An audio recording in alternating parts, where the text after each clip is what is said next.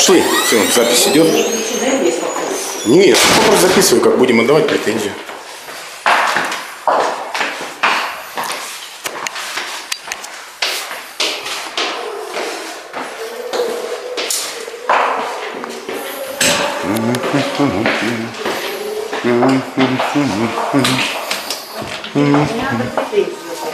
Мы хотим вручить претензию.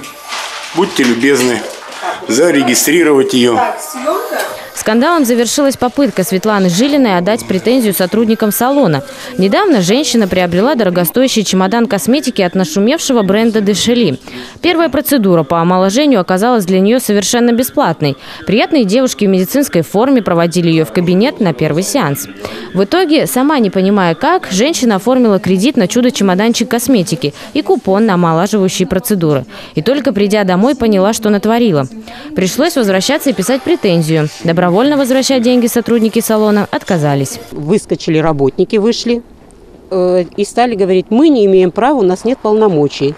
А эти управляющие, начальство, они с 1 числа все в отпуске. Приходите в понедельник. Я говорю: девочки, что это такое?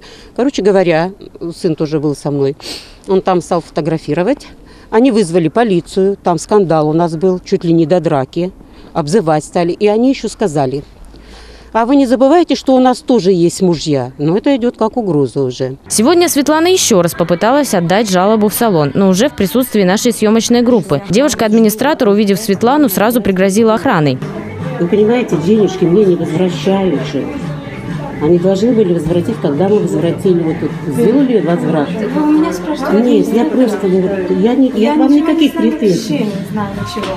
Вы тут нас всех доводите, а, извините, нас сын тут устраивает всякие Девушка, концерты. миленькая моя, мы с вами хорошо сколько раз. Это просто... Представьте, если бы вас кинули... На шум сбежались, наверное, все сотрудники салона и наперебой стали отстаивать свои права. Но в итоге свою жалобу Светлане все-таки удалось зарегистрировать. С момента принятия претензий срок рассмотрения 10 дней. В приемной салоне об этой истории услышали другие женщины, которые ждали свою очередь на процедуры. Одна из них рассказала, что недавно и сама приобрела такой чемоданчик косметики. Кредит ей оформили без проблем, даже при том, что она безработная. Когда поняла ошибку, было уже поздно. Она посетила салон и вскрыла косметику из чемодана. Жаль потраченных денег, поэтому женщина продолжает посещать процедуры. Понимаете, я тоже думала, что как безработным они не дадут кредит. Мне банк не отказал. Нет, так а что? Я в шоке была. Как так неработающему человеку по фиксированным документам выдать кредит? У них, значит, все связано. А теперь вот я хожу. Юрист по защите прав потребителей, лишь бегло взглянув на текст договора, нашла в нем немало ошибок. Точнее, таких нюансов, которые запросто могут запутать потенциальных клиентов салона.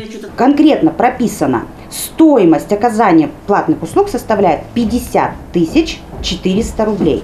Смотрим кредитный договор, то есть банк предоставляет сумму 50 400 рублей с процентной ставкой годовых 36%.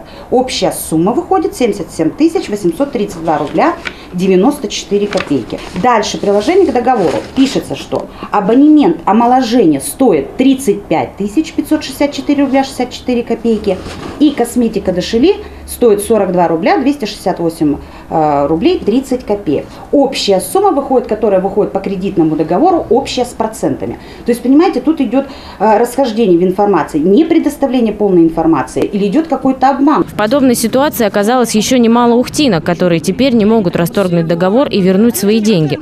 В этом случае юристы рекомендуют обращаться в суд. Но чтобы не доводить до этого дела, внимательно читать, какие документы подписываешь. Татьяна Тютюник, Евгений Садыков. День. Ухта.